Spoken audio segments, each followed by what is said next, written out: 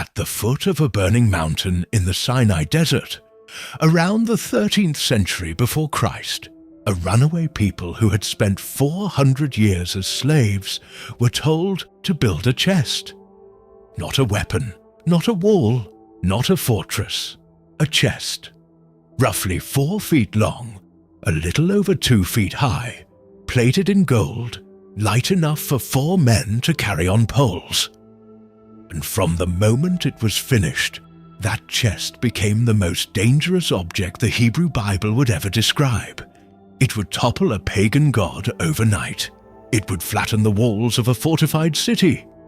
It would strike men dead for touching it and strike a whole army with panic for capturing it. Kings would tremble in front of it, and one king would dance half naked before it in the street. It carried a name that meant the throne of the living God, and it carried a reputation that meant, come close carelessly, and you will not survive it. This is the story of the Ark of the Covenant, where it came from, what it did and how, at the height of Israel's longing for it, it vanished from history without a trace. To understand why the Ark was so feared, you have to start with who ordered it built and why. The setting is Mount Sinai, in the months after the Exodus from Egypt. Israel has crossed the sea, watched Pharaoh's army drown behind them, and arrived at the mountain where, according to the book of Exodus, God descends in fire and smoke to speak with Moses.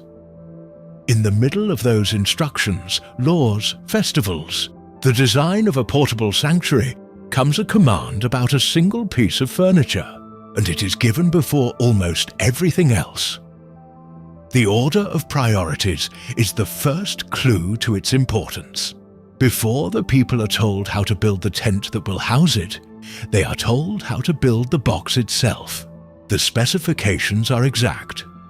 In Exodus 25 verse 10, the command begins, "Have them make an ark of acacia wood, 2.5 cubits long, 1.5 cubits wide, and 1.5 cubits high."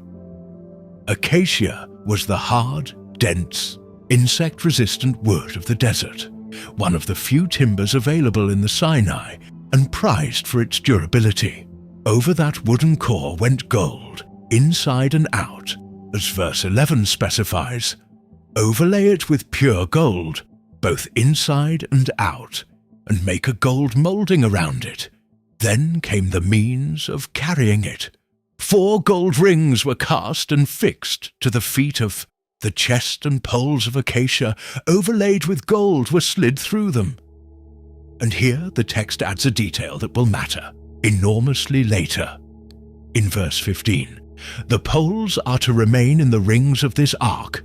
They are not to be removed. The poles were never to come out.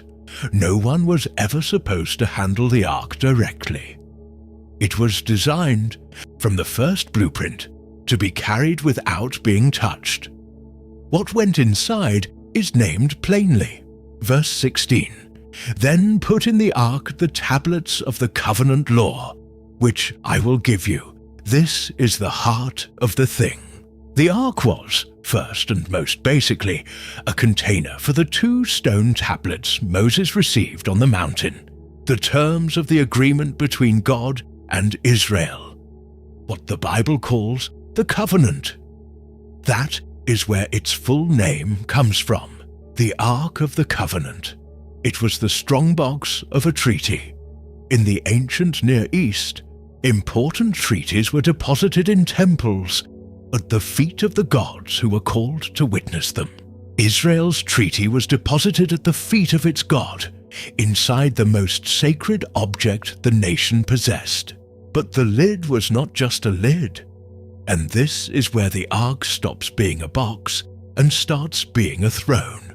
Verse 17 turns to the cover, "Make an atonement cover of pure gold, 2.5 cubits long and 1.5 cubits wide." This slab of solid gold, sometimes translated the mercy seat, was the same length and width as the chest, sealing it, and rising out of it, hammered from the same single piece of gold, were 2 winged figures. Verse 18, and make 2 cherubim out of hammered gold at the ends of the cover. Cherubim, in the biblical imagination, are not the chubby infants of later European art. They are fierce composite guardians, the same kind of creature stationed with a flaming sword at the entrance to Eden. Here, 2 of them face each other across the lid, wings stretched upward and inward. Verse 20 describes the posture precisely. The cherubim are to have their wings spread upward, overshadowing the cover with them. The cherubim are to face each other, looking toward the cover. The empty space between those 2 outstretched wings was the entire point. It was understood as the seat of an invisible presence, a throne with no visible occupant. The God of Israel made no images of himself, but he located his presence here, hovering above the gold, between the guardians, over the box that held his law. Verse 22 makes the function explicit. There, above the cover between the 2 cherubim that are over the ark of the covenant law, I will meet with you and give you all my commands for the Israelites. That single sentence is the source of all the danger. The ark was the address where heaven and earth touched. It was not a relic that symbolized God's presence at a comfortable distance. It was the place the text says God actually showed up. And a holy presence, in the logic of Israel's religion, is not safe. It is like high voltage, life-giving when channeled correctly through the priests and the rituals, lethal when grabbed carelessly. The same fire that warmed the camp could incinerate the man who reached for it the wrong way. The chapters that follow describe the construction being carried out exactly as commanded. In Exodus 37, a craftsman named Bezalel, said to be filled with skill by God's Spirit, builds the ark to the letter. The opening of that chapter reads almost like an echo of the command. Bezalel made the ark of acacia wood, 2.5 cubits long, 1.5 cubits wide, and 1.5 cubits high. The repetition is deliberate. In the ancient world, the proof that a sacred object was legitimate was that it matched the divine pattern with no human improvisation. Nothing about the ark was Bezalel's idea. He was a craftsman executing a design, and the text is careful to leave him no creative license at all. Modern readers sometimes imagine the ark as a uniquely Israelite invention, but archaeology suggests the form would have looked familiar to anyone who had lived in Egypt, which the Israelites, by their own account, had done for centuries. Egyptian temples used portable shrines, gilded wooden chests fitted with carrying poles, sometimes flanked by winged protective goddesses, whose outstretched wings shielded the sacred contents. When Howard Carter opened the tomb of Tutankhamun in 1922, he found exactly this kind of object, a gilded chest guarded by winged figures with their arms spread protectively around, it carried in procession on poles. The visual vocabulary of a gold box carrying poles and guardian wings was the standard language of the ancient Near East for housing something holy. What was radical about the ark was not its shape. It was what it refused to contain. Every other such shrine in Egypt or Canaan held a statue, an image of the god. The ark held stone tablets and an empty space. Israel took the most familiar sacred form in the region and hollowed out its center, insisting that the god enthroned there could not be carved, cast, or seen. So by the end of the book of Exodus, the people camped at Sinai possess a finished object, acacia and gold, 4 feet of treaty box crowned by a throne of guardian wings, with strict orders that it must never be touched, and a promise that God himself would speak from the gap above its lid. They had been told how to build it before they were told almost anything else. They had been warned in the very design that it was not to be handled. What they did not yet fully grasp, what the centuries ahead would teach them again and again, in blessing and in sudden death, was just how literally that warning would have to be taken. The chest was built. Now it had to be lived with, and living beside the presence of God, as Israel was about to learn, was the most dangerous thing a nation could do. A finished gold box is just a container until you know what it holds and what it does. The ark's danger came from three things at once: what was sealed inside it, where it sat, and who was allowed to come near it. Each of these was governed by rules, so strict that breaking them in the biblical account meant death. To live beside the ark was to live beside a presence that did not tolerate improvisation. And the Israelites learned that lesson early, sometimes at the cost of the very priests appointed to serve it. Start with the contents. Over time, the ark held more than the 2 stone tablets. The New Testament letter to the Hebrews, looking back across the centuries, gives the fullest inventory in a single sentence. In Hebrews 9 verse 4, the writer describes the inner sanctuary as having the gold-covered ark of the covenant. This ark contained the gold jar of manna, Aaron's staff that had budded, and the stone tablets of the covenant. 3 objects, and each one is a frozen memory of a moment when Israel had pushed God too far and survived only by mercy. The tablets were the covenant law itself, the terms of the relationship. The jar of manna preserved a sample of the bread that had fallen from the sky in the wilderness, the proof that the people had been fed when they were certain they would starve.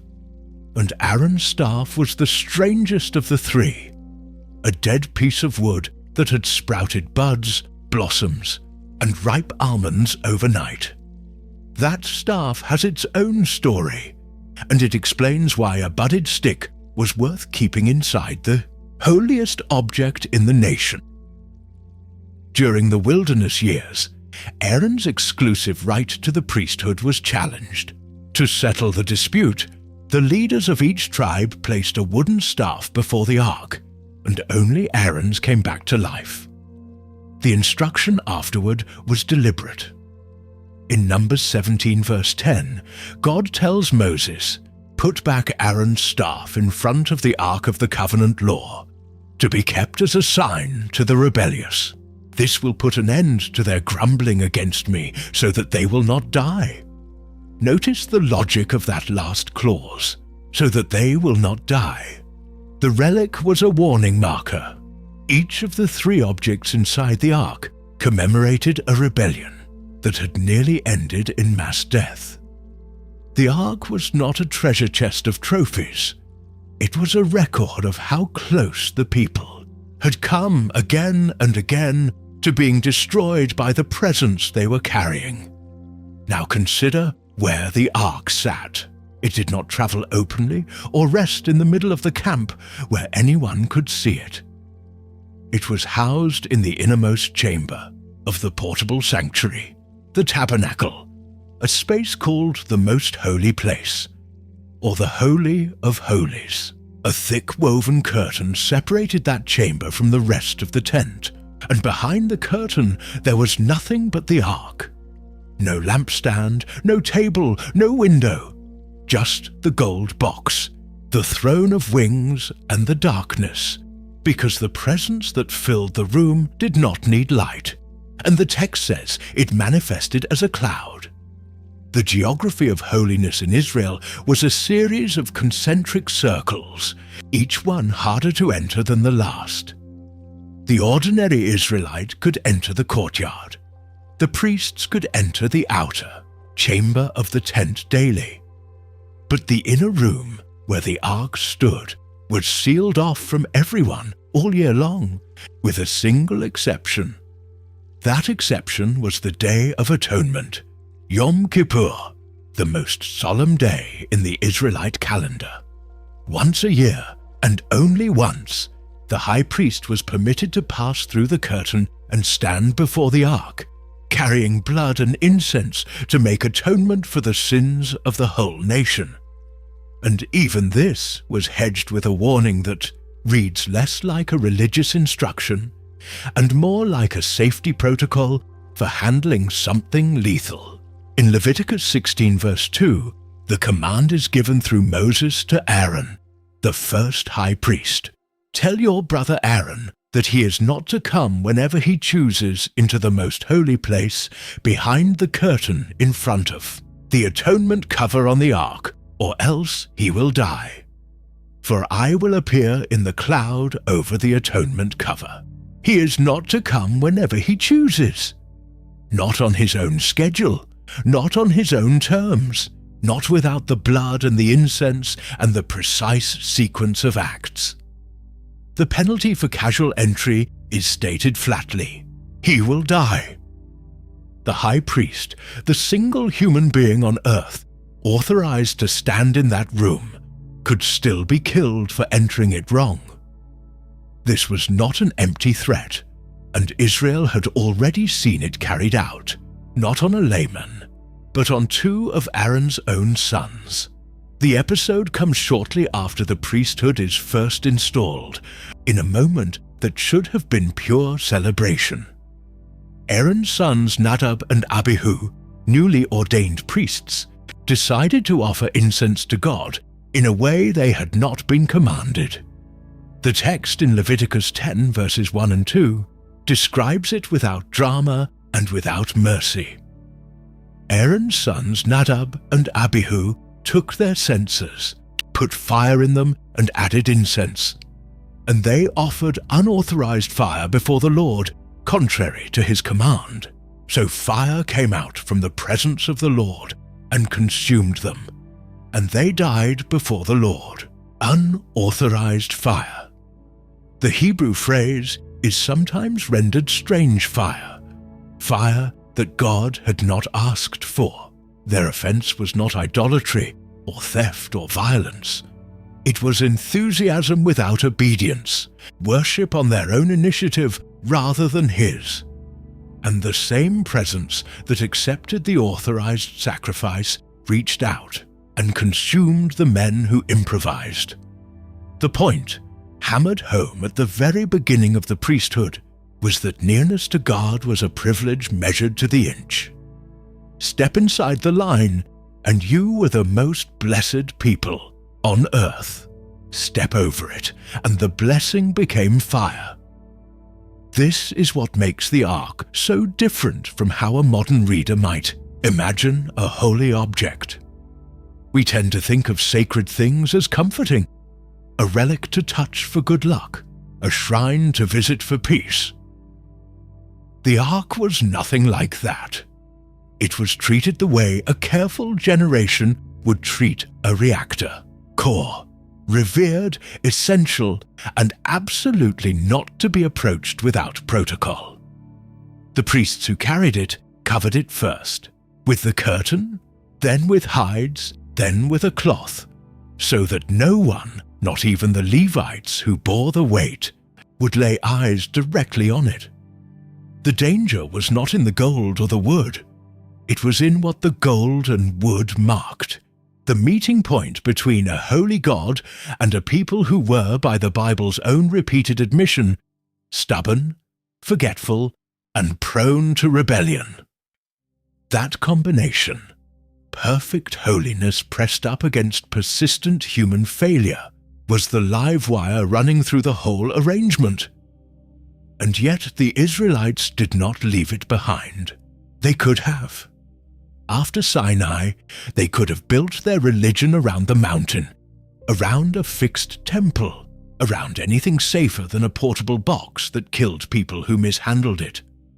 Instead, they picked it up and carried it.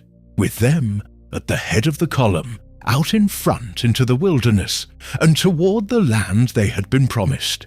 The presence that could destroy them was also the presence that led them, fed them, and fought for them. They had decided that the danger was worth it, that a God who was lethal up close was better than no God at all. The next test of that decision would come not in the quiet of the camp, but at the edge of a flooded river, and the walls of a city that stood between them, and everything they had been promised. The ark was about to go to war. For 40 years, the ark moved at the front of a wandering nation, and the Israelites built a battle cry around it. Whenever the camp broke and the box was lifted onto its poles to lead the march, Moses spoke words that turned the sacred chest into a war banner. The book of Numbers preserves them. In chapter 10, verses 35 and 36, whenever the ark set out, Moses said, "Rise up, Lord. May your enemies be scattered. May your foes flee before you." Whenever it came to rest, he said, "Return, Lord, to the countless thousands of Israel." The ark going out meant God going out ahead of his people. The ark coming to rest meant God settling down among them. It was not merely a religious symbol carried for morale. In the theology of the conquest, the ark was the visible sign that the campaign belonged to God, that the armies of Israel were not advancing on their own strength, but following a presence that scattered enemies before. A single sword was drawn. The first 2 times that claim was tested, it produced 2 of the most famous miracles in the Hebrew Bible. By the time of the first test, Moses was dead. Leadership had passed to Joshua, and the nation stood on the eastern bank of the Jordan River, looking across at the land they had been promised for 400 years. There was one immediate problem. The Jordan was in flood. The book of Joshua is careful to mention this. The river was at its highest, swollen with the spring runoff, exactly when an army with women, children, livestock, and a gold box on poles needed to get across. There were no bridges. A crossing under these conditions should have been impossible, and the Canaanite cities on the far side knew it. That was precisely the moment chosen for the miracle, and the ark was placed at the center of it. The priests carrying it were sent ahead into the water first, before there was any sign that the river would yield. What happened next is told in Joshua 3, beginning at verse 14. So when the people broke camp to cross the Jordan, the priests carrying the Ark of the Covenant went ahead of them. Now the Jordan is at flood stage, all during harvest. Yet, as soon as the priests who carried the ark reached the Jordan and their feet touched the water's edge, the water from upstream stopped flowing. It piled up in a heap a great distance away, at a town called Adam in the vicinity of Zarethan, while the water flowing down to the Sea of the Arabah, that is, the Dead Sea, was completely cut off. So the people crossed over opposite Jericho. The detail in that passage is striking. For its specificity, it names the town upstream where the water piled up, Adam, near Zarethan, roughly 20 miles north of the crossing point. This is not vague poetry. It is told as geography, and the image deliberately echoes the parting of the sea a generation earlier, except that this time the instrument of the miracle is not Moses' staff, but the ark, carried into the flood by the priests. Then comes the detail that captures everything about the ark's role. Verse 17. The priests who carried the ark of the covenant of the Lord stopped in the middle of the Jordan and stood on dry ground while all Israel passed by until the whole nation had completed the crossing on dry ground. The priests did not cross and wait on the other side. They walked to the center of the riverbed and stood there, holding the ark, while the entire nation, hundreds of thousands of people by the text's reckoning, filed past them. As long as the ark held its ground in the middle of the river, the water stayed back. The held-open Jordan was, in effect, resting on the presence in that box. Only when the last Israelite had reached the far bank did the priests carry the ark up out of the riverbed, and the moment they did, the flood crashed back down. The crossing was a controlled demonstration. The river obeyed the ark, not the other way around. The second test came almost immediately at the city of Jericho. Jericho was a fortified town guarding the entrance to the Central Highlands, and by the standards of the day, its walls made it nearly unassailable for a people with no siege engines and no experience taking cities. Israel had spent 4 decades in the desert. They were herders and former slaves, not engineers, so the instructions Joshua received made no military sense at all. There would be no battering ram, no ladders, no tunneling. Instead, the army was to march around the city once a day for 6 days, with the ark carried in the procession and 7 priests blowing trumpets made of ram's horns. On the 7th day they were to circle the city 7 times, and then, on a signal, the whole army was to shout. The book of Joshua narrates the march in chapter 6, with the ark embedded in the column between the armed men and the rear guard, the trumpets sounding the whole way. For 6 days the people walked the silent circuit and went home. It must have looked to the watchers on the walls of Jericho like a strange and harmless ritual. On the 7th day they rose at dawn and marched the city not once, but 7 times. Then Joshua gave the order, and the climax arrives in verse 20. When the trumpet sounded, the army shouted, and at the sound of the trumpet, when the men gave a loud shout, the wall collapsed. So everyone charged straight in, and they took the city. The defenses that no Israelite weapon could have touched came down from the inside, and the army walked over the rubble into the city. Again, the ark was at the heart of the procession. The victory was framed not as a feat of arms, but as the act of the presence the ark carried. The same presence that had scattered the river now scattered the stones of a fortress. These 2 episodes set a pattern that would shape Israel's imagination for centuries, and it is worth pausing on what that pattern actually taught, because it carried a hidden danger. The lesson God's instructions were meant to teach was about obedience. Cross when you are told, march when you are told, shout when you are told, and the impossible gives way. The ark led, but the ark led people who were doing exactly what they had been commanded. The river opened for priests who walked into a flood on faith. The walls fell for an army that marched in silence for 7 days without complaint. The power was never in the gold. It was in the relationship between a holy God and a people walking in step with him, and the ark was the visible hinge of that relationship. But there is a subtle and fatal misreading available here, and Israel would eventually fall into it. If the ark goes in front and the enemy falls, a person might conclude that the ark itself is the weapon, that the box has power on its own, that carrying it guarantees victory, the way a charm guarantees luck. That conclusion drains the obedience out of the equation and keeps only the object. It treats the throne of God as a battlefield mascot, something to be wheeled out when the fighting gets hard, regardless of whether the nation carrying it is actually following the God who sits on it. The Jordan and Jericho could be remembered 2 ways. Remembered rightly, they said, trust and obey, and God will fight for you. Remembered wrongly, they said, grab the box and you cannot lose.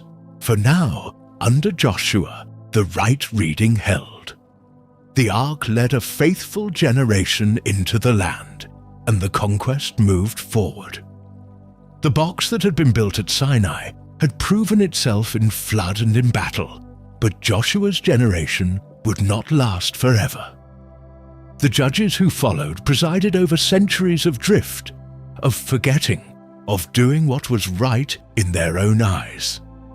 And when a later generation of Israelites finally faced an enemy they could not beat, they would remember the ark, not as the sign of a god to be obeyed, but as a weapon to be seized.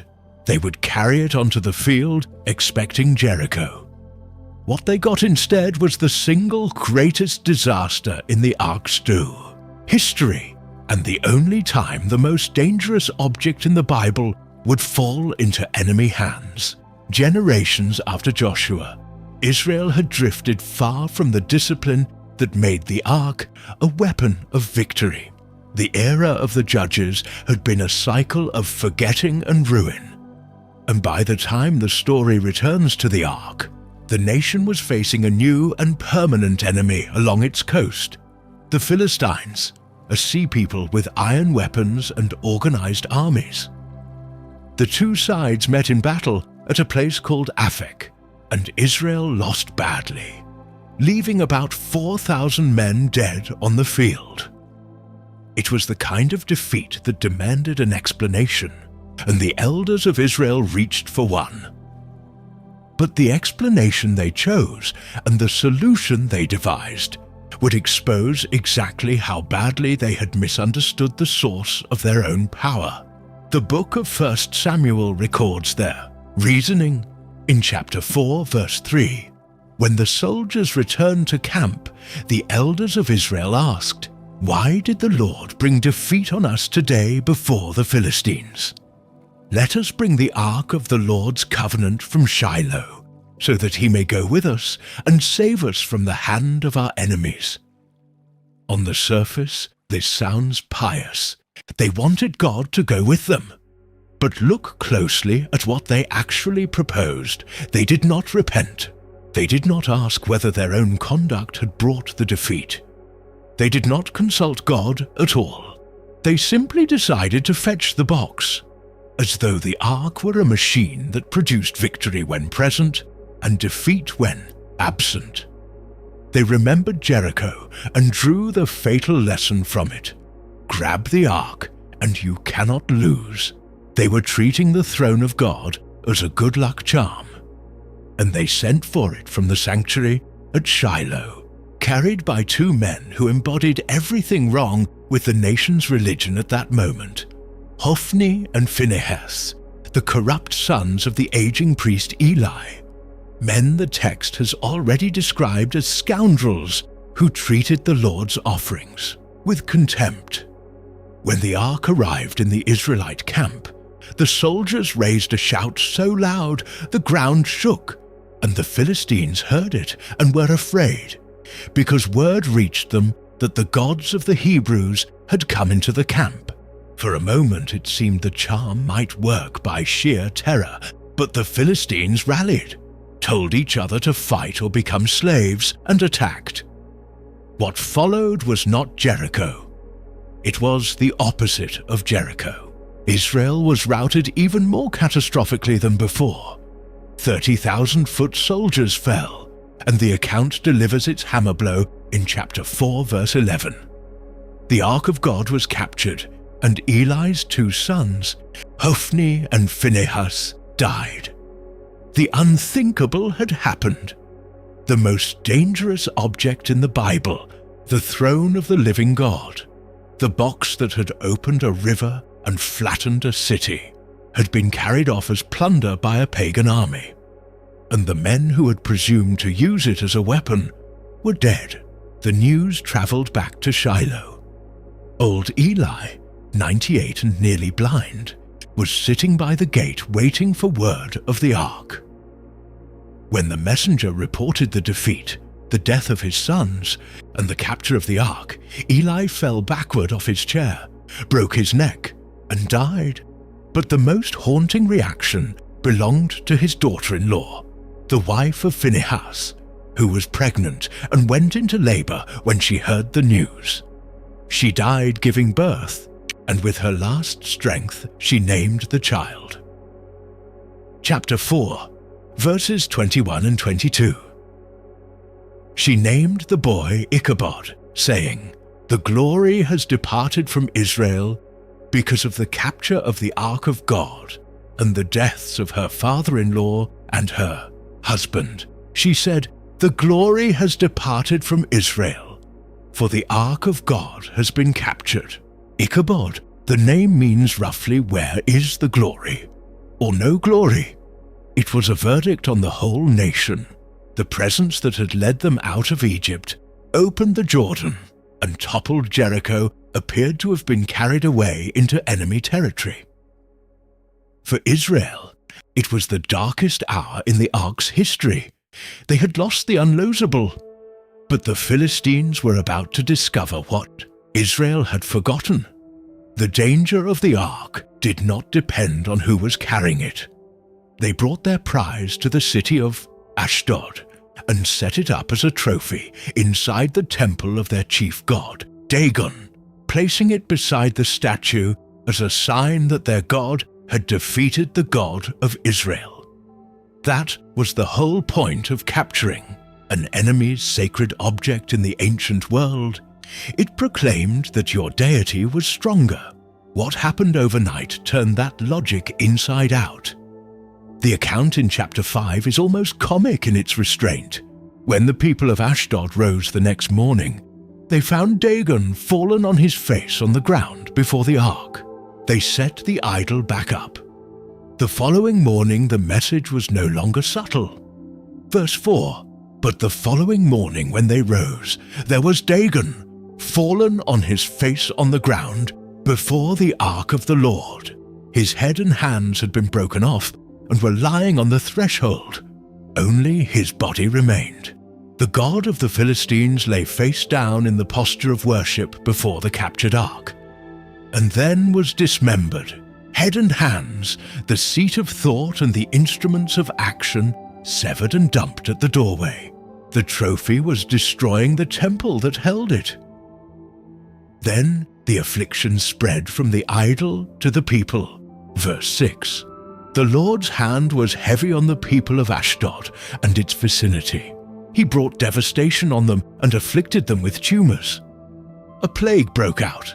The Hebrew word suggests swellings or tumors, and the later mention of an infestation of rats has led many scholars to suspect the description of something like bubonic plague spreading through the Philistine cities. The people of Ashdod wanted the ark gone. They sent it to Gath, and the plague followed. They sent it to Ekron, and the people of Ekron cried out that it had been brought to kill them. For 7 months, the ark moved from Philistine city to Philistine city like a curse no one could put down, leaving panic and death in its wake. The conquerors had captured an object they could neither keep nor destroy.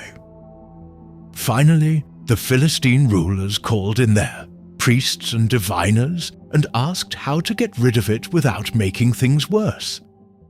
The answer was to send it back to Israel, with a guilt offering, 5 gold tumors and 5 gold rats, 1 for each Philistine city, an admission in precious metal that their god had lost. But they devised a test to be sure the disasters were really the hand of Israel's God, and not coincidence. They built a new cart, hitched it to 2 cows that had recently calved, and penned up the calves at home. By every natural instinct, the cows should have turned back toward their bellowing calves. If instead they pulled the cart straight toward Israelite territory, the Philistines would know the plague had come from the ark. The result is recorded in chapter 6, verse 12. Then the cows went straight up toward Beth-Shemesh, keeping on the road and lowing all the way. They did not turn to the right or to the left. The cows lowed for their calves the entire way and never once turned aside. Even the animals bent to the will of the presence in the box. The ark had brought itself home, untouched by human hands, on a cart pulled by cattle that defied their own nature. But the homecoming carried one final sobering lesson, and it landed on Israel, not on the Philistines. The men of Beth Shemesh, overjoyed to see the ark, made the same mistake the elders had made at Aphek. They grew familiar with it. Some of them looked into the ark, lifting the lid to peer at the holy contents, and the same lethal holiness that had broken Dagon and afflicted the Philistines turned on them. Chapter 6, verse 19 records the toll. But God struck down some of the men of Beth Shemesh, putting 70 of them to death because they looked into the ark of the Lord. The people mourned because of the heavy blow the Lord had dealt them. The ark was not safer in Israelite hands. It was never about whose hands held it. It was about whether it was treated with the reverence its holiness demanded. The terrified people of Beth Shemesh asked the question that the whole episode had been driving toward. Who can stand in the presence of the Lord, this holy God? They wanted it gone too, and they sent for the people of a nearby town to come and take it away. The ark was about to enter a long, strange period of obscurity, set aside, half forgotten, waiting in a private house on a hill for the one man bold enough and devoted enough to bring it back to the center of the nation's life. That man was David. And his first attempt would end in sudden death. After the men of Beth Shemesh sent it away in terror, the ark came to rest in a quiet town in the hills called Kiriath Jearim, in the house of a man named Abinadab. And there it stayed, not for months but for decades, through the rest of Samuel's lifetime, through the entire reign of Israel's first king, Saul, and into the early years of the second. The ark sat in a private home on a hilltop, set apart and largely ignored. The nation that had once carried it into battle now functioned without it. Saul, the text notes pointedly, almost never inquired of it. An entire generation grew up knowing the ark only as a relic in someone's house, a holy thing too dangerous to touch and too awkward to use. The presence that had defined Israel's identity had been quietly shelved. Then came David. When David finally united the tribes, captured the fortress of Jerusalem, and made it his capital, he understood something his predecessor never had. A nation built around the God of Israel needed the throne of that God at its center. The ark could not stay forgotten on a hill. So David assembled 30,000 chosen men and went up to Kiriath Jearim to bring it home in a grand national procession. His devotion was real and his intentions were good. But in his enthusiasm, David made the same mistake the elders had made at Aphek and the Philistines had made at Ashdod. He handled the holy without consulting how it was supposed to be handled. The book of 2 Samuel describes the method in chapter 6, verse 3. They set the ark of God on a new cart and brought it from the house of Abinadab, which was on the hill. Uzzah and Ahio, sons of Abinadab, were guiding the new cart. A new cart. The detail matters, because it reveals where David got the idea. This was exactly how the Philistines had transported the ark, on a new cart pulled by animals. It was the pagan method, the practical method, the method that treats a sacred object like cargo. But Israel had been given explicit instructions at Sinai for how the ark was to move, carried on poles on the shoulders of the Levites, never touched, never loaded onto a wagon. David, in his eagerness, had borrowed his enemy's technique and forgotten his own God's command. The procession set out with music and celebration. The king and all Israel dancing before the ark, with songs and harps and tambourines and cymbals. It was a festival. And then the oxen stumbled.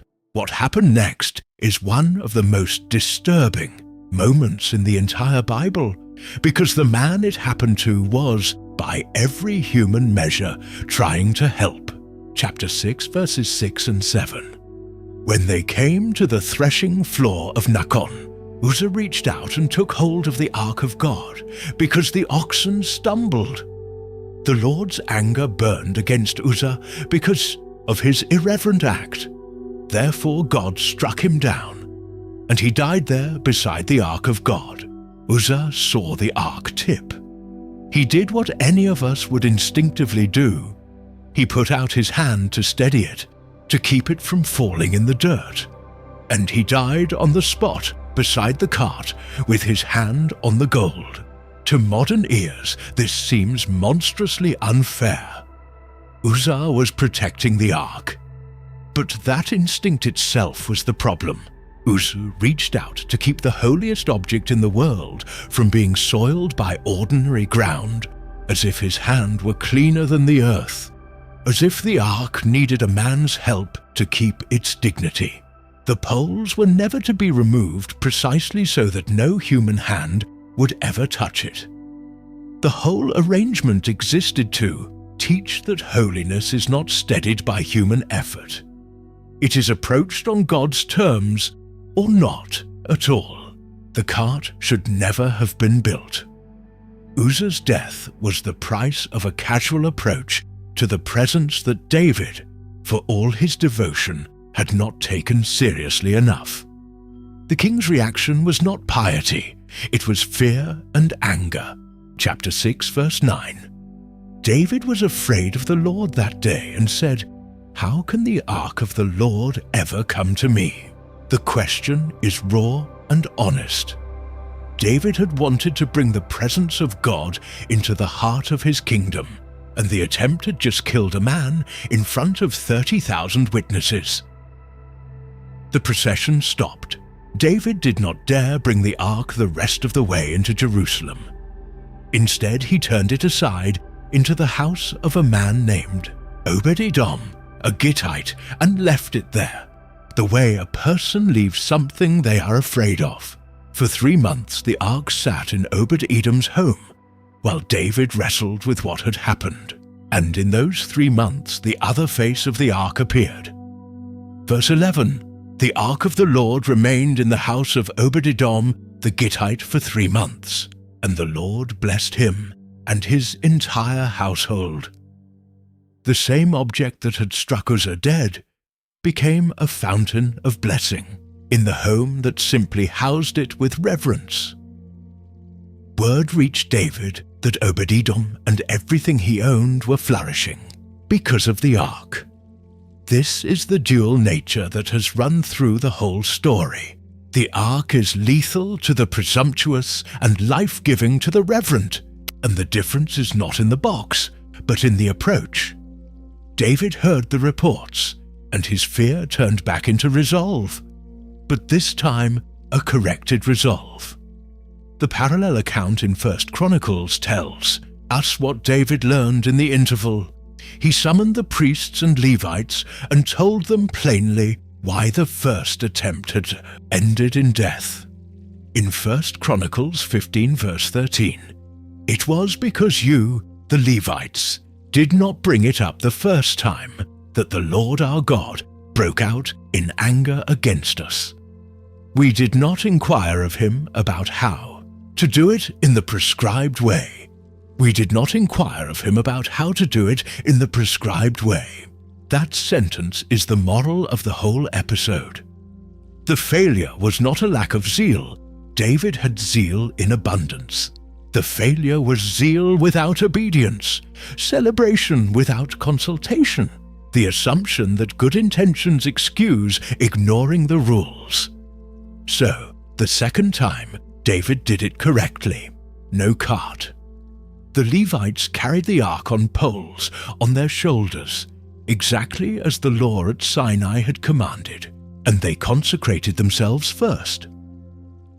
This time the procession reached Jerusalem in triumph, and David's joy overflowed in a way that would become one of the most memorable images of his reign. Chapter 6, verse 14.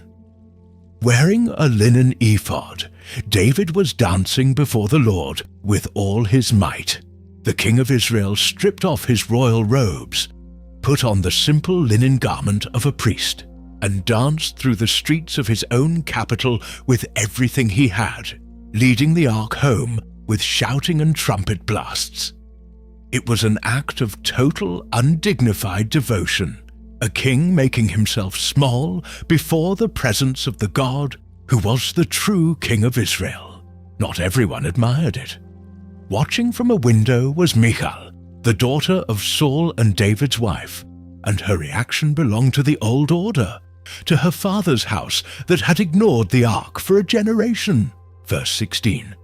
As the ark of the Lord was entering the city of David, Michal, daughter of Saul, watched from a window. And when she saw King David leaping and dancing before the Lord, she despised him in her heart. When David came home, she met him with contempt, mocking him for exposing himself like a vulgar commoner in front of the servant girls. David answered that he would become even more undignified than this, that he had danced before the Lord who had chosen him over her father's house, and that he would gladly be humiliated in his own eyes for the sake of honoring God.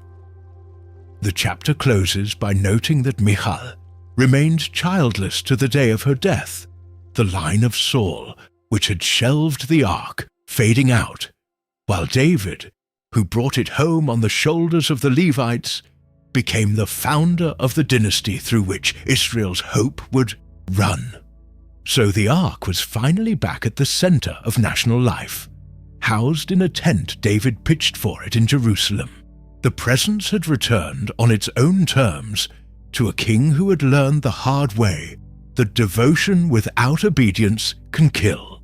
But David wanted to do more than pitch a tent. He wanted to build the God of Israel a permanent house, a temple of stone and cedar and gold, worthy of the ark it would hold. That ambition would be granted, but not to him. The house would be built by his son, and when it was finished, the ark would enter the one place built to be its final resting place. For a brief, golden moment, the most dangerous object in the Bible would come fully to rest. David wanted to build a house for the ark. He was living in a palace of cedar, while the throne of God sat under a tent, and the imbalance troubled him. But when he proposed building a temple, the answer that came back through the prophet Nathan was no, not no forever, but no, not by you. The reason is stated bluntly in 1 Chronicles 22 verse 8, where David later explains it to his son. But this word of the Lord came to me. You have shed much blood and have fought many wars. You are not to build a house for my name, because you have shed much blood on the earth in my sight. David was a warrior, and the wars that had secured Israel's borders had also stained his hands. The house that would hold the most sacred object in the nation, the meeting place of heaven and earth, was not to be built by a man of bloodshed. It would be built by a man of peace. That man was Solomon, David's son, whose very name comes from the Hebrew word for peace. So David did the next best thing. He could not build the temple, but he could prepare for it. He gathered the materials, gold, silver, bronze, iron, cedar, cut stone, on a scale the text describes as beyond measuring. He organized the priests and Levites, the musicians and the gatekeepers. He drew up the plans and handed them to Solomon, along with a charge to be strong and do the work. And then he died, leaving his son a kingdom at peace and a mountain of materials waiting to become a house for God. When Solomon took the throne and consolidated his rule, he began the project that would define his reign.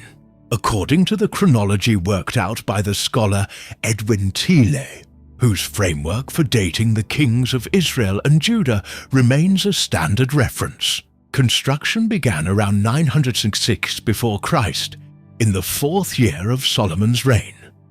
It took 7 years to complete. The temple Solomon built was not large by the standards of ancient monuments.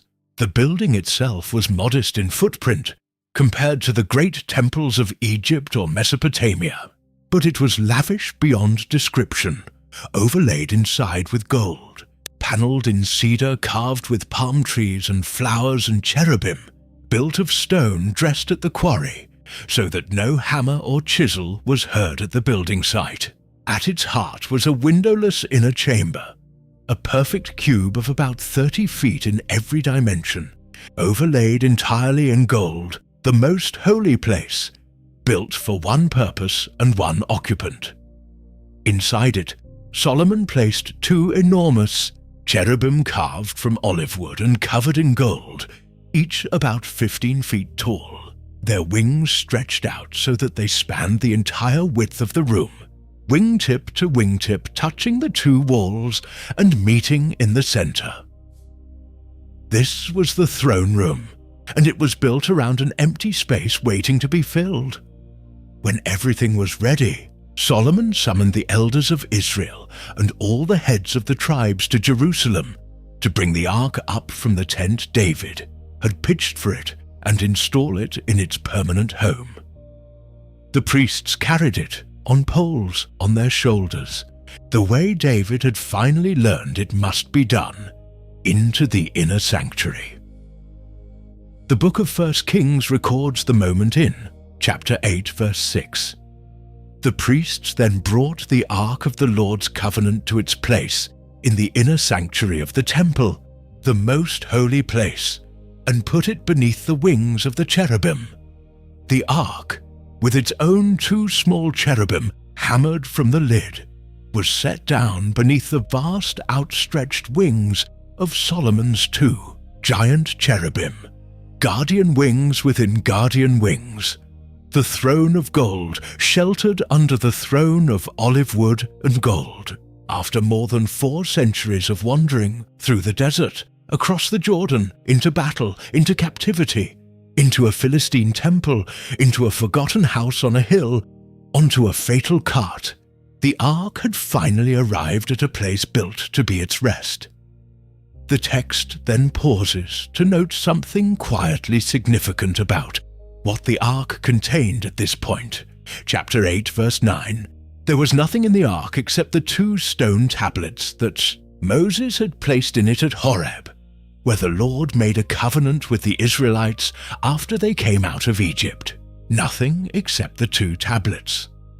The jar of manna and the budded staff of Aaron, which the ark had carried in the wilderness, are no longer mentioned. Somewhere across the centuries of capture and obscurity, those 2 relics had disappeared, and only the tablets of the covenant remained, the core of the thing, the actual terms of the treaty between God and Israel. The ark had been stripped down to its essence.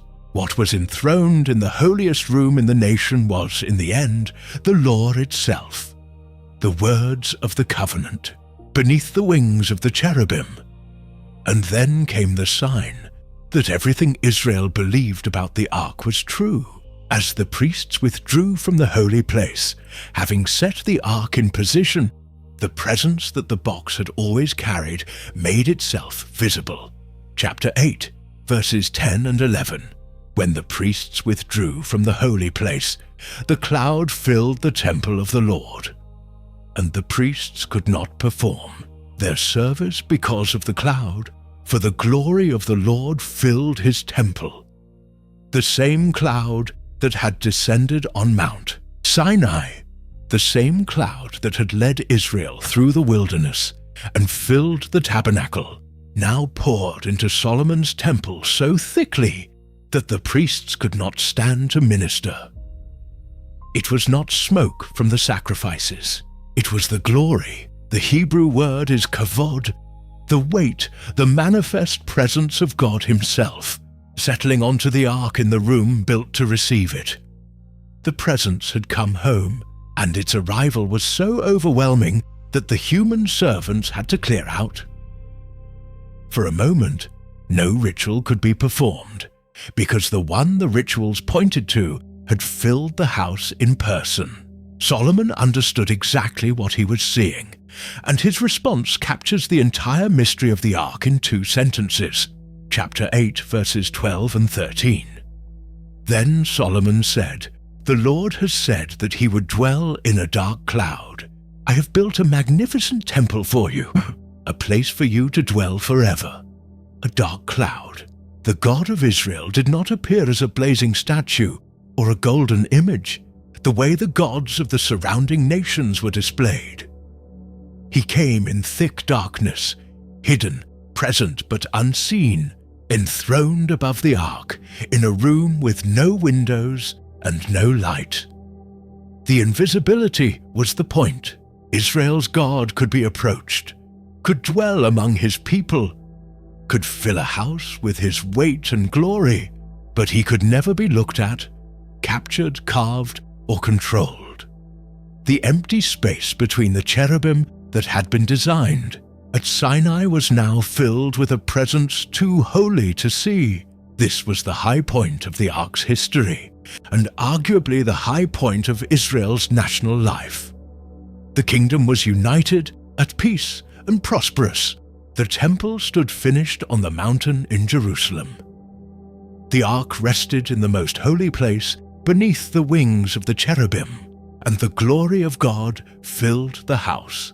Solomon stood before the whole assembly of Israel and prayed one of the great prayers of the Bible, asking that this house be the place where the prayers of his people, and even of foreigners who came to seek the God of Israel, would be heard.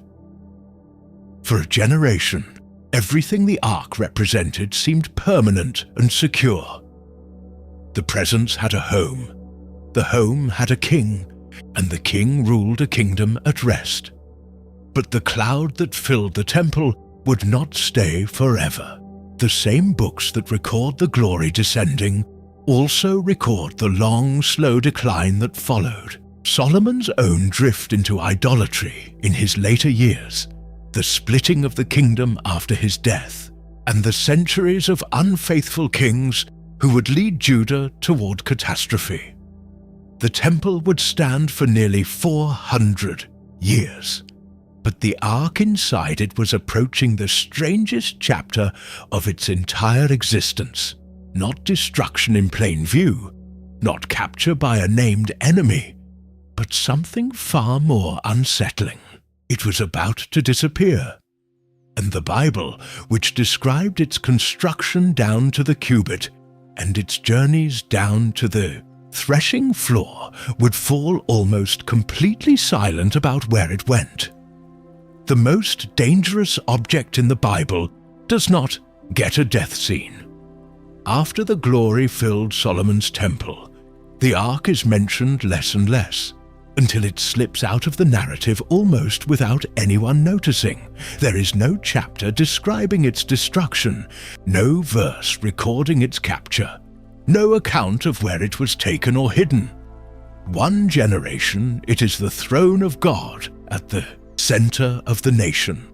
A few centuries later, it is simply gone, and the silence around its disappearance is so complete that it has fueled 3,000 years of speculation. To understand how the ark vanished, you have to follow the long decline of the kingdom that housed it. After Solomon, the kingdom split in two, Israel in the north, Judah in the south, with Jerusalem and the temple in the south. The northern kingdom collapsed first, destroyed by Assyria in 722 before Christ. Judah survived longer, but spiraled through a cycle of faithful and faithless kings. One of the worst, Manasseh, is said to have set up idols and pagan altars inside the temple itself, in the very courts surrounding the ark. Whether the ark remained in the most holy place through those decades of corruption, or was removed and hidden by faithful priests to protect it, the Bible does not say. What we do get is one last, fleeting glimpse. During the reign of the reformer King Josiah, around 622 before Christ, as he was purging the temple of idolatry and restoring true worship. The record in 2 Chronicles shows him instructing the Levites to put the sacred ark back in the temple.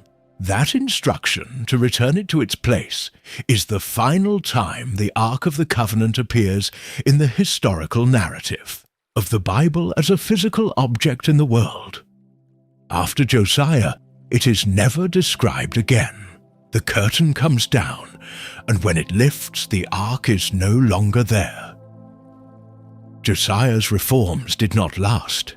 Within a generation, his sons had undone his work, and Judah's final slide toward catastrophe accelerated. To the east, Babylon under Nebuchadnezzar had become the dominant power of the ancient Near East, and Jerusalem made the fatal mistake of rebelling against it. The Babylonian response unfolded in stages, and these are among the best documented events of the entire Old Testament, because we have records from both sides. The cuneiform tablets known as the Babylonian Chronicles independently confirm Nebuchadnezzar's campaign against Jerusalem. One of them records the capture of the city and the deposing of its king in 597 before Christ, dating the event with a precision that lines up remarkably well with the biblical account.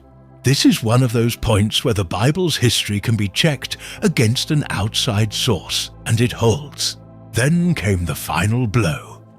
After a further rebellion, Nebuchadnezzar returned, besieged Jerusalem for roughly 18 months, and in 587 before Christ broke through the walls and destroyed the city. The temple Solomon had built was burned to the ground. The book of 2 Kings describes the destruction in chapter 25, verse 9.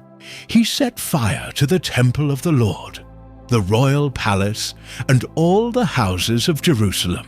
Every important building he burned down. And here is where the silence becomes deafening.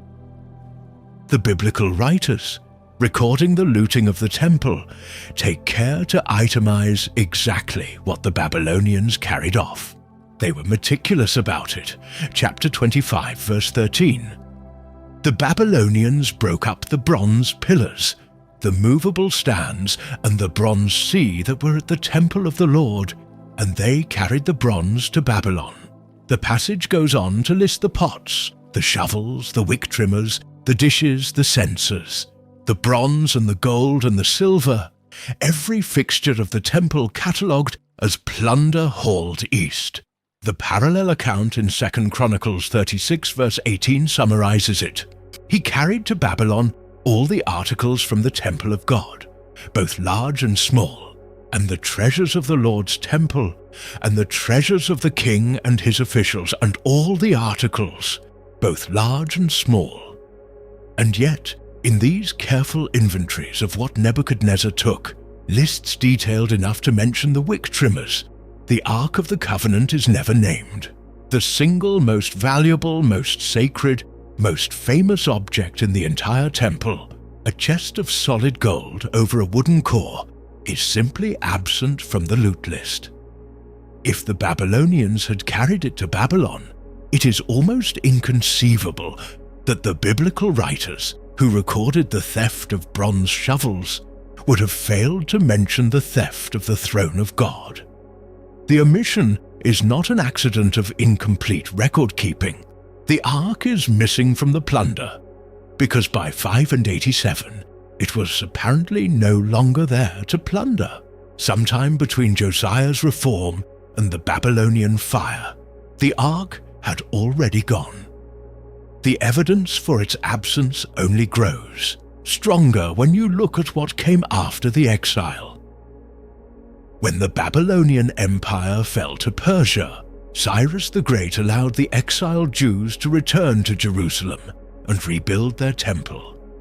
This second temple was completed around 516 before Christ, and the books of Ezra and Nehemiah describe the return and the reconstruction in considerable detail.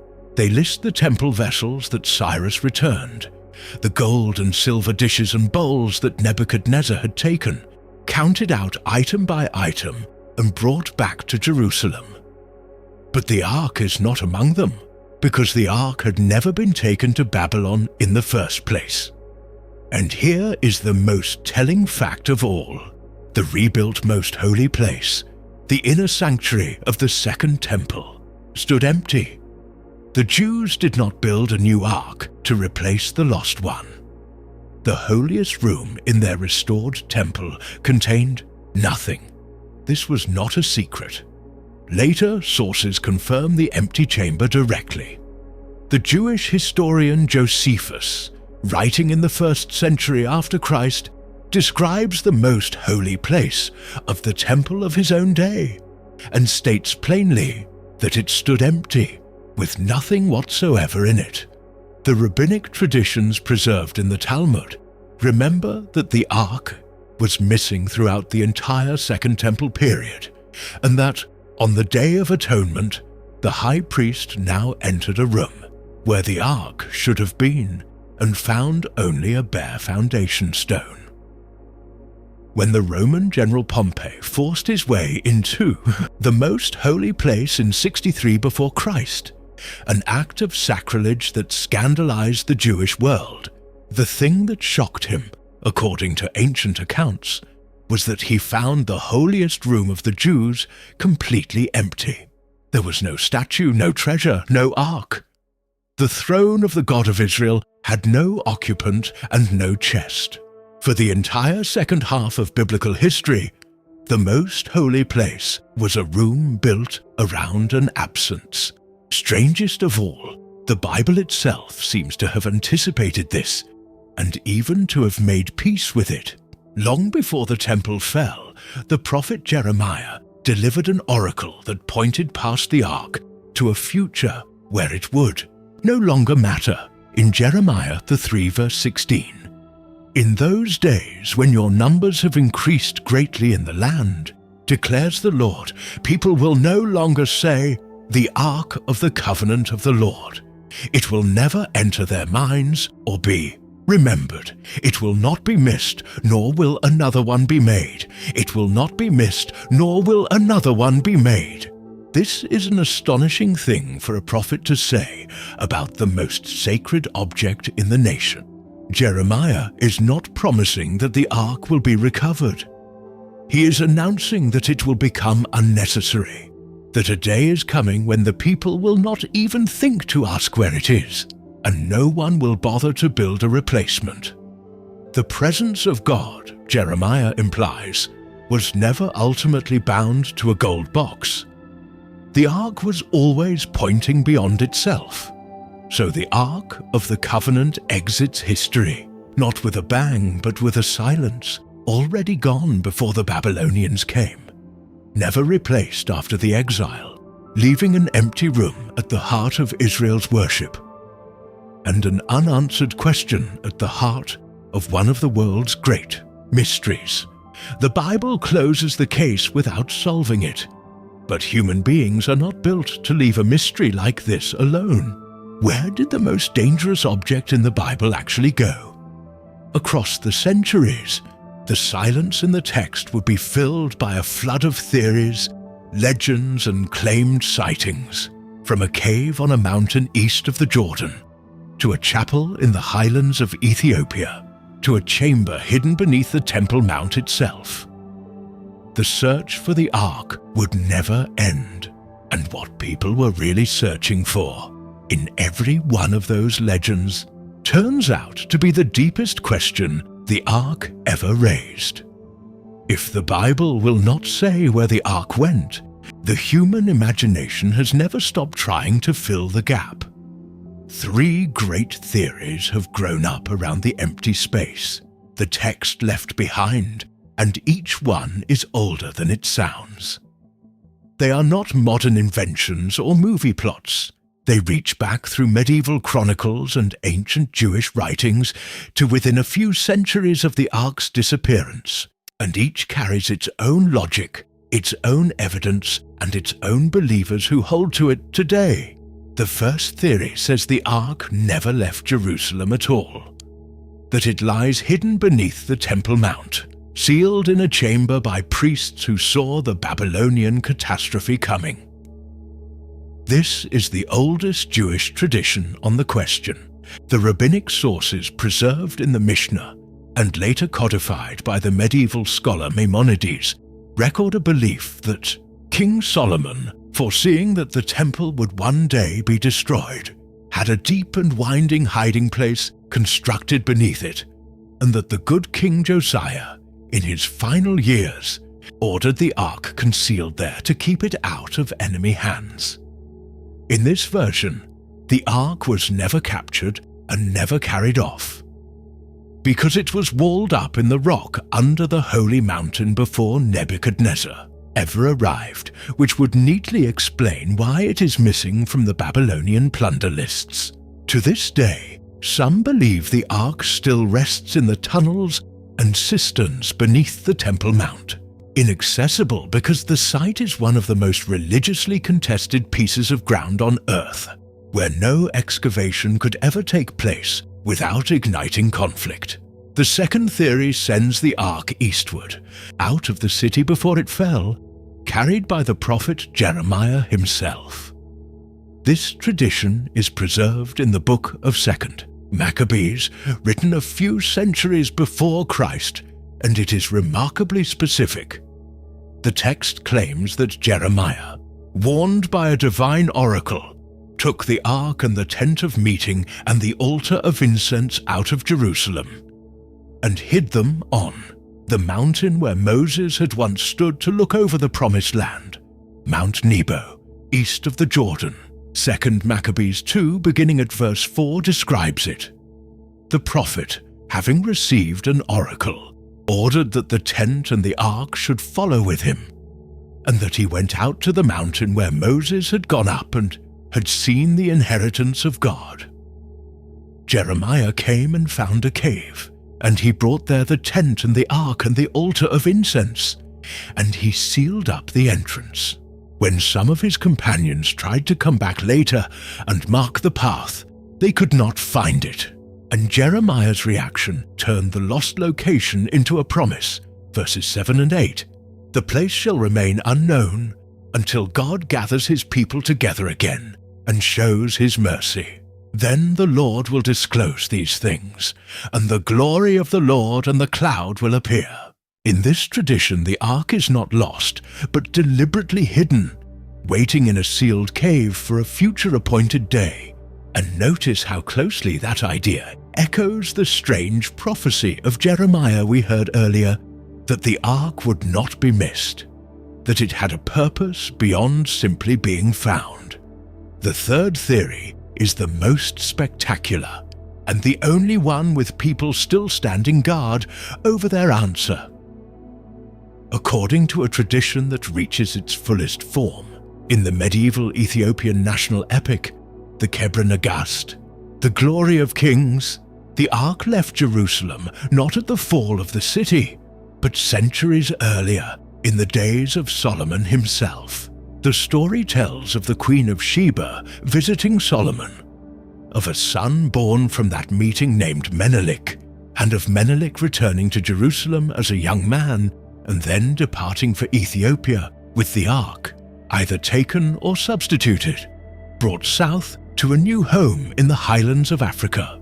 To this day, the Ethiopian Orthodox Church claims to possess the actual Ark of the Covenant, kept in a chapel in the city of Axum, the Church of Our Lady Mary of Zion.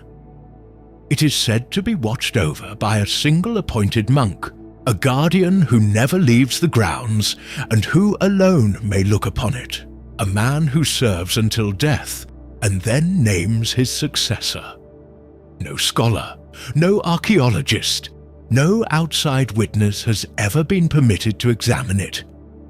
Every Ethiopian Orthodox Church keeps a replica, called a tabot, of that claimed original. Millions of believers hold that the most dangerous object in the Bible has been sitting quietly in a guarded chapel in northern Ethiopia for nearly 3,000 years. We cannot verify any of the three. The chamber under the Temple Mount cannot be excavated, The cave on Mount Nebo has never been found. The chapel in Axum has never been opened to inspection. And it is worth sitting with the possibility that this is not a failure of investigation, but the actual shape of the story. The ark was the object that struck men dead for touching it, that broke an idol overnight, that no human hand was ever permitted to lay hold of.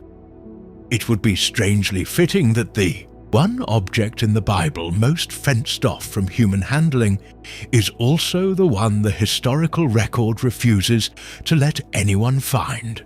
The ark guarded its own mystery in life. It may be guarding it still. But there is a deeper answer running underneath all. 3 theories, and it is the one the Bible itself seems to point toward. Recall Jeremiah's words, spoken before the temple even fell, that a day would come when no one would say the Ark of the Covenant anymore, when it would not be missed and no replacement would be made. That is an extraordinary thing to prophesy about the throne of God, and it only makes sense if the Ark was always meant to be temporary. The New Testament letter to the Hebrews picks up exactly this thread and gives it a name.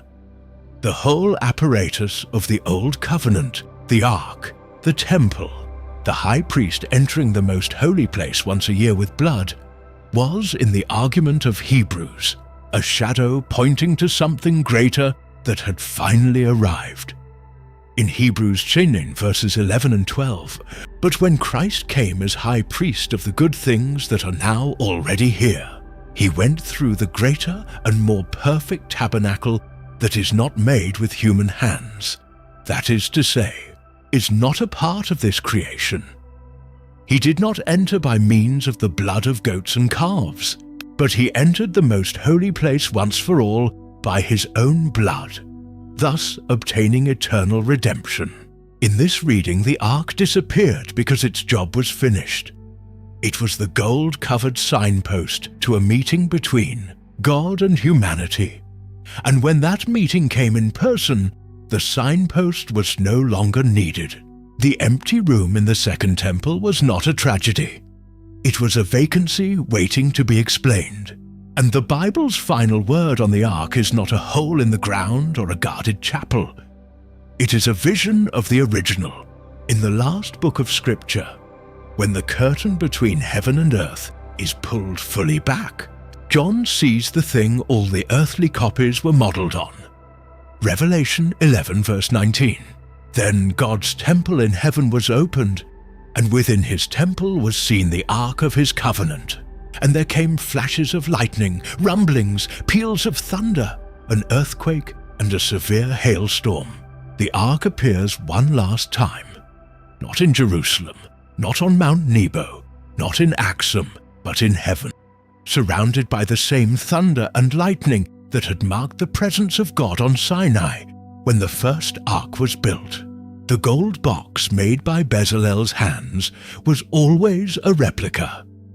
The true ark, the vision suggests, was never the one that could be captured or hidden or lost. It was the heavenly reality the desert craftsmen were told to copy, and it has been there the whole time. So, the most dangerous object in the Bible ends as a question rather than an artifact, and perhaps that was always the point. For 400 years it blessed and it killed, it won battles, and it was carried into captivity. It filled a temple with glory and then quietly vanished. It taught a stubborn nation that holiness is real, that the presence of God is not safe to handle carelessly, and that nearness to him is the greatest privilege and the gravest responsibility a people can carry. And then, when the lesson was complete, it slipped out of history and left an empty room and an open question. Where is it now? And what was it really for? Treasure hunters still search for the gold, but the ark itself, in the end, points past the gold to the presence it once carried, and to the deeper truth that the God of Israel was never trapped inside a box at all. The box is gone. The question of how to stand before a holy God remains. And that, far more than any cave or chapel, is the thing the Ark of the Covenant was built to make us face.